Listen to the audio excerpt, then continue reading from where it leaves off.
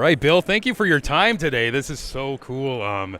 Just yesterday when I walked by your booth, it actually almost made my heart explode of just how much you've worked on, that I've consumed throughout my life. It was almost overwhelming of how much, and even what to talk to you about, because I find it could be endless. But just I had the biggest thought of how does a person even start? What was the first step of you kind of getting into puppetry and everything? Well, I was really a fan of making films and animation and of course stop motion. And so my approach at first was thinking to do more like Ray Harryhausen and doing a lot of stop motion work. But then it's a long, painstaking. We still do it, but I want everything instantaneously. So, growing up with Jim Henson, of course, I felt that was far more interesting on camera and a lot more quicker. So that's what I wanted to do, not knowing that I would be in and out of Henson's back then. And but I was wanting to be able to do a better storytelling with characters like this. Being a puppeteer is kind of an abstract type of ambition too. Were you getting a lot of encouragement from your friends and family around you, or was this were you kind of the weirdo kid? Or? No, not at all. I mean, I liked the classic movie monsters and stuff like that. So I just felt creating these characters as puppet characters was a way to bring them back in real time. The approach was always about the programming, about the filming. The puppetry was just a vehicle to make the films we wanted to make. And then, we did more of the sets, the lighting. So our studio is really about the whole production process, not just building these characters. It's about creating, the interesting stories and worlds that we like to create. Yeah, and personally, I think some of the magic of a Jim Henson branded project and the whole team is when you're watching these films or TV shows too, you almost get lost in the story and you forget the puppets aren't real. There's a certain emotions going into it. And yes, I mean, they're a vehicle to create these worlds.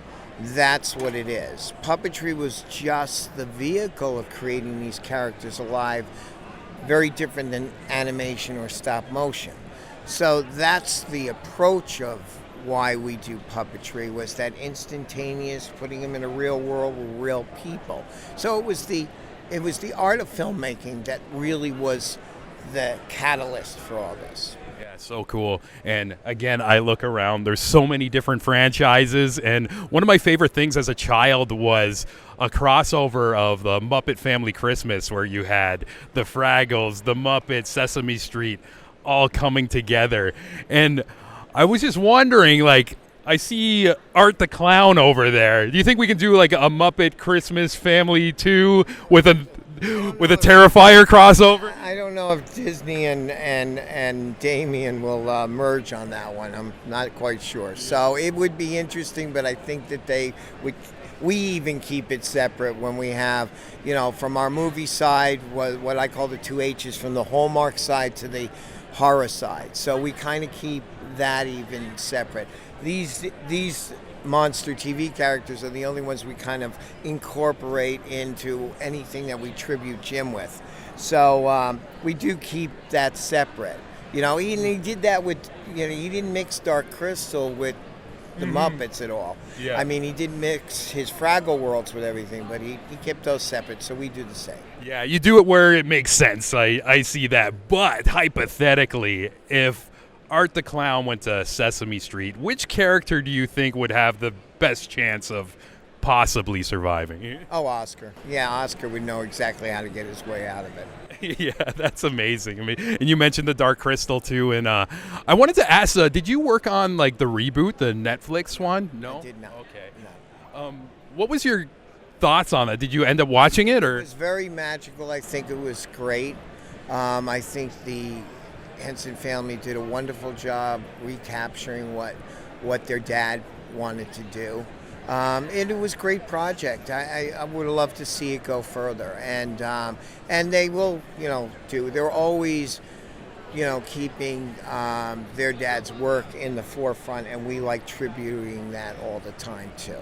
He was a special guy. Another one of my favorites is the Gremlins series. I think that's a movie maybe I watched when I was like a little too young. It was probably, I'd consider it my first horror movie, and I heard it even like changed the rating system where it jumped from like G to PG, and they needed to make like a PG-13 because of these type of movies. And I think that these are definitely a hard crossover for some of them. I mean, definitely Gremlins is nothing to do.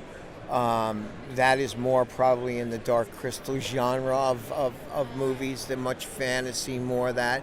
And I hope they use traditional puppetry if they ever do another one.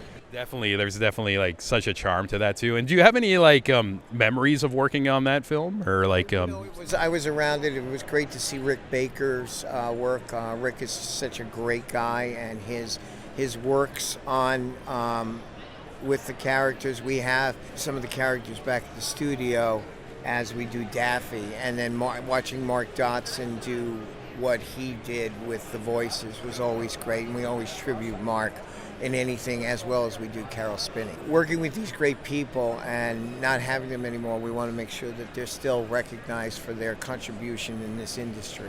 Yeah, I love it too. And even like, again, Jim Henson is just beyond himself now. Pioneer. Jim was a pioneer, and keeping him a forefront in, we wouldn't have these great worlds if it wasn't for someone like him or Stan Winston or any of the other pioneers that came before us. So we, being around them, having a small part of anything they've done, is great for us to keep that alive. Yeah, definitely. And with your time with Jim, is there any like specific maybe memory you have or something, or maybe like a lesson or something that really like stands out about his spirit? The great thing about Jim, even the small amount of time any of us got to be with him, because he was all over the place, was he loved watching everyone else create. He really loved seeing what you were going to do and the approaches you had to do it. He really loved that. He wanted a certain thing, but he wanted to see where you were going to go with it and how you achieved it. And everybody just wanted to, we were so attached to him and his vision that it was great to, try to achieve the goals he wanted to achieve. Yeah, cool. And I guess as like a final question, we always like to, pay something forward. If like maybe a kid's watching this who wants to get into like creature work or puppetry or anything, would you have any like general advice or like something they should keep in mind while doing that? I think they should always experiment with drawing, and they should always experiment with a great story. From there, keep their mind open to create and do those things. Amazing, Bill. It's crazy looking around. Like, I feel like I don't want to take too much of your time, but I could have made this an 8-hour interview of this. Like, I'm geeking out right now, but thank you so much for your time, and hope you have a great day. Hope you enjoyed that chat with the legendary Bill Diamond. Click the screen for our chat with animator Peter Lampanitis, talking about how it was like to make Casper 30 years ago in some of the biggest Disney Pixar films. And be sure to subscribe to the channel for more exclusive and soulful talks in the arts and entertainment industry.